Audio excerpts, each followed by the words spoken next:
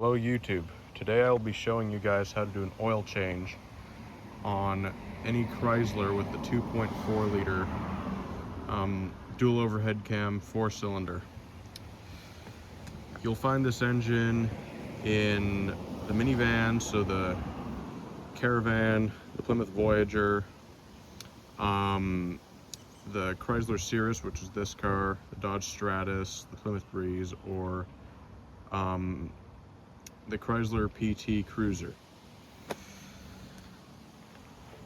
What you will need is 5 quarts of full synthetic 5W30 oil, an oil filter, an oil drain pan, a drive with a 13mm socket on it, oil filter wrench if needed. It might not be on as tight as some shops put them on.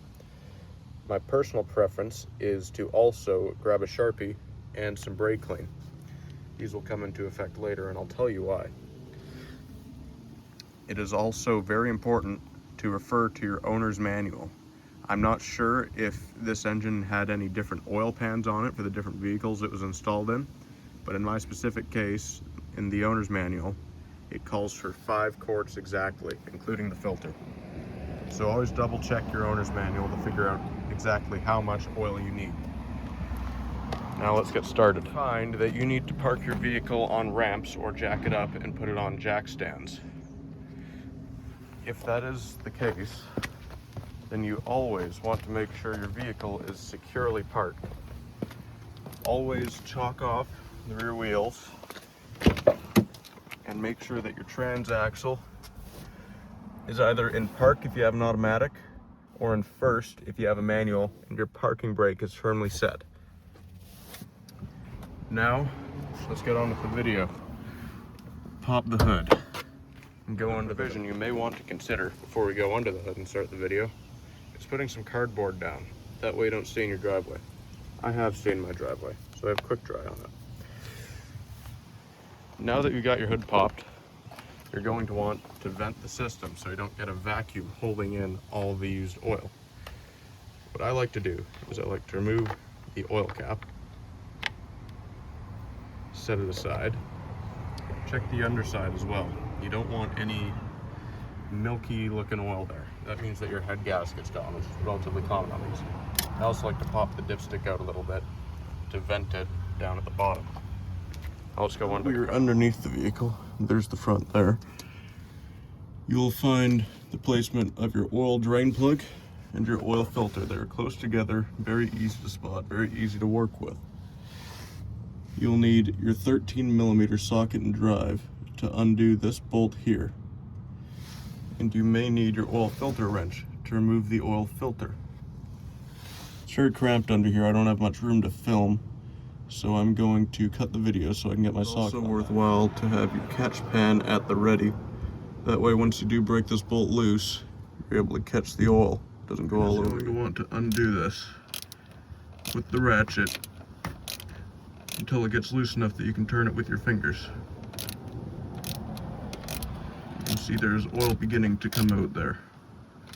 I think. No, I can't turn this with my hand. It's probably been a while since someone changed the oil on this thing. However, it's important that you push down on the bolt as you unthread it. Otherwise, oil will just start dribbling everywhere, and that's not good. As you do it with your fingers, always be sure to push in.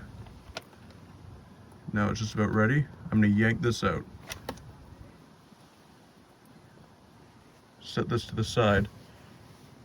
We'll clean that later. Look at that oil there. It's not too bad. Due for a change though. Let this drain. In the meantime, we will clean off the drain plug, as you can see there. Brake clean. And just spray the whole thing down. A lot of people forget to spray down the head of it as well, in addition. Now that our drain plug is clean, As we return down here, we can see pouring is definitely slowed. Wait for the pouring to end. Wait for the oil pan to completely drain all the old oil. Alright, it's been a few minutes.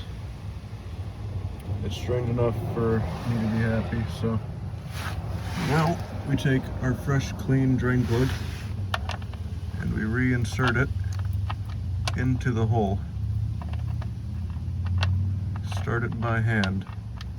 Be careful not to drop it into the pan.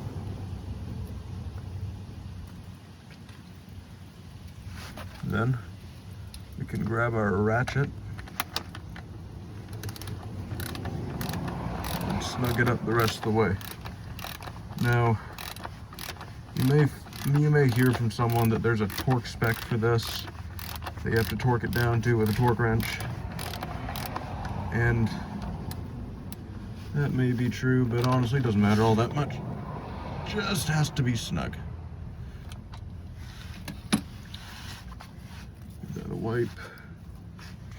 And now we're good to start removing the filter. So bring the catch pan over to the filter. Now, most filters you should be able to remove by hand, but some shops really like to yard these things on, which is the case for me. So find your filter wrench. There it is. Get it over with one hand because, well, I mean, I'm recording. You may not be, or who knows, you may be. And get it up on the filter.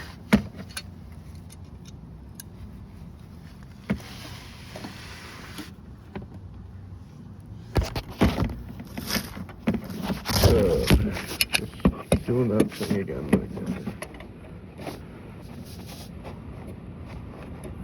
On the filter, like so, or like so, and twist. Jamming in the middle.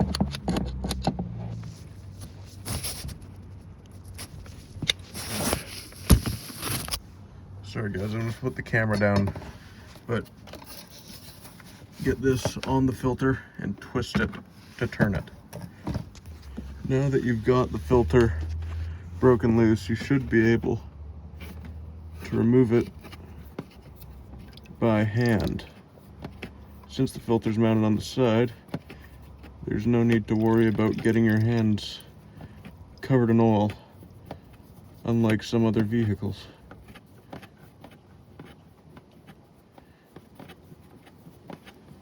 We're just gonna keep twisting that filter off. It's really threaded on there.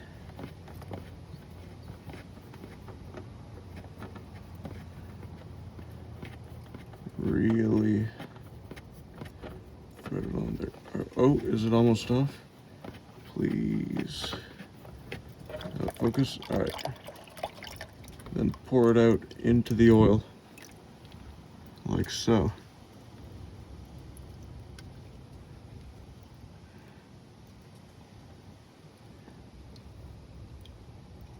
And some drop it in the pan, some don't. I just like to tap it out and then set it aside, like so. What happened to my camera? Why is it all... There we go. Now always check the filter mating surface. Make sure that there's not a rubber O-ring on there, because your new filter comes with a rubber O-ring. The rubber O-ring is still on the old filter, as you can see. If you double gasket those, you put two O-rings on, one on the new filter and one left over from the old one, they'll get a leak. And no one wants to come out to their car with a leak. Always clean it up so it has a good surface to mate. Now we can begin preparing our new oil filter. Take it out of the box.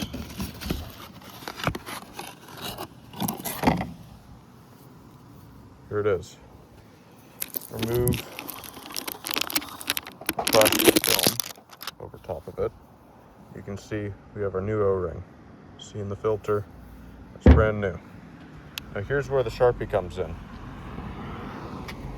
What I like to do is I go in the car and I check the odometer reading when I did the oil change. Don't turn the engine on. 84,437. When you do this, if you have a digital odometer like I do not turn the car on to read it. Just put the key in, turn it to accessory. That way, you don't start the engine with no oil in it, because that would be terrible, and then you'd need a new engine. Come back over to the filter and use the Sharpie and write down all the specifics. I don't know who that was, but that kind of scared me. You write the mileage, what grade oil you put in, and the date. So I'm going to do that off camera. 84,440 kilometers, June 7th, 2026, 5W30 synthetic oil. Now we can go put the filter on. Controversial. Some people like to fill their oil filters before they put them on, some don't. Me personally, I like to do it because you get oil pressure quicker, so the engine doesn't run dry for 3 seconds. However, since the filter is mounted sideways on these engines, you don't really have a choice. You can't fill the filter, otherwise you'll just end up pouring all the oil out. So let's install this. However, another thing to note before installing, dip your finger in some used motor oil and put it around the new filter to lube up that gasket. You want to lubricate it. That way you ensure you get a good solid seal to the block, or to the mounting surface. Just put this in there where the old filter was, and then start turning it clockwise.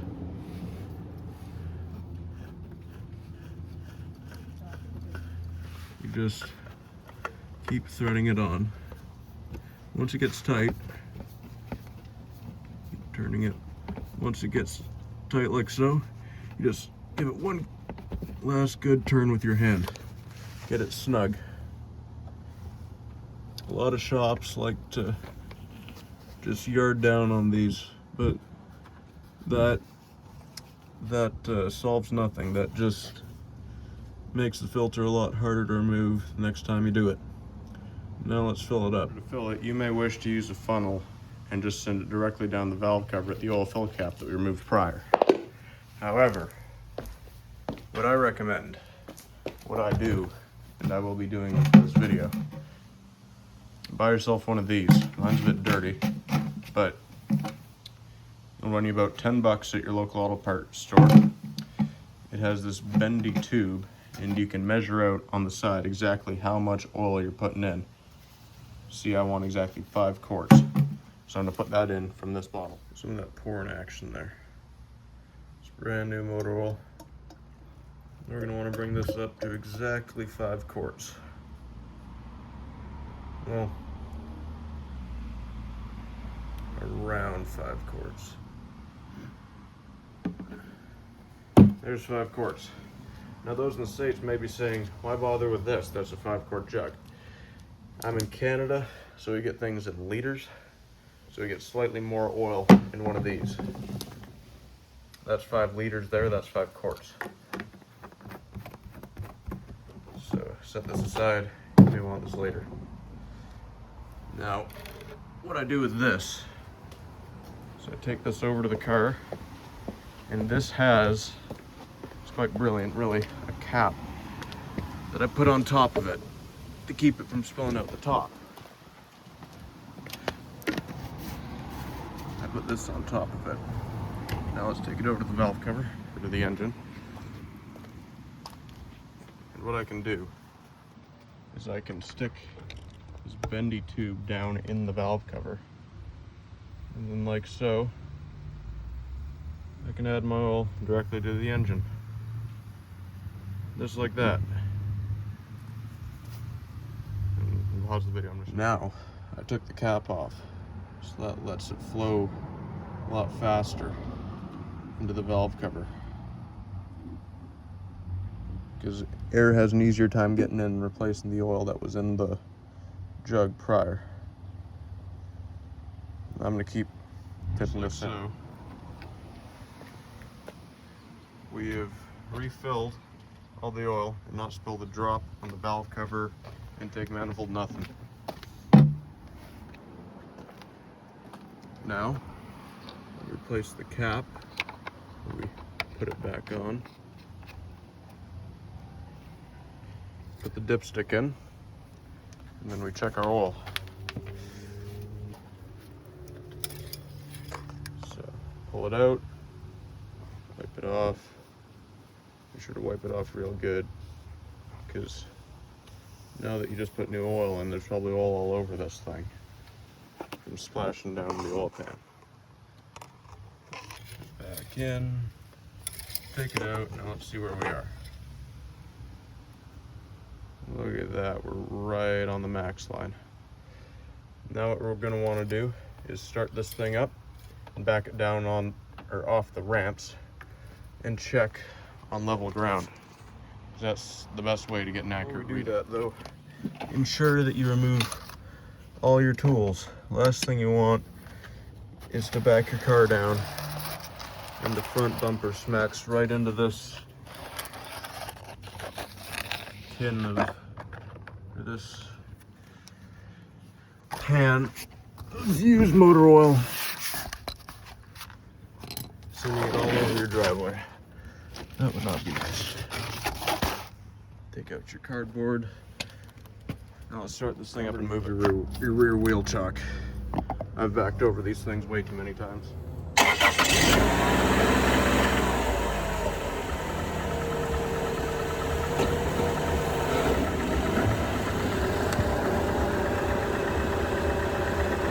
your vehicle run for 3, 4, maybe 5 minutes. Let it get up to operating temperature.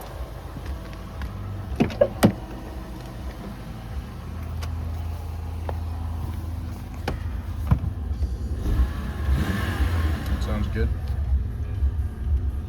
Then shut it off. And you wait for maybe 5 more minutes. Then we're gonna come back and check the oil again. In the meantime, clean up your mess. This goes without saying, but never dump used motor oil into the ground. I like to put it back in the jugs that it took up to fill my car, because it's about the same amount, maybe slightly less, but never dump it into the ground. Just recycle this. An auto parts store will take it for free. Your landfill, local landfill, probably has a section where you can put it, and that's what I do. But it's not worth the fine that you'll get for dumping this into the ground. And you get a nasty spot in the ground, you know, and it hurts the environment. You don't want to do that. Just recycle it. Do the earth some good, save yourself a hefty environmental fine. Now that your car's sat for a few minutes after running, I was wondering where the cap to my oil thing went.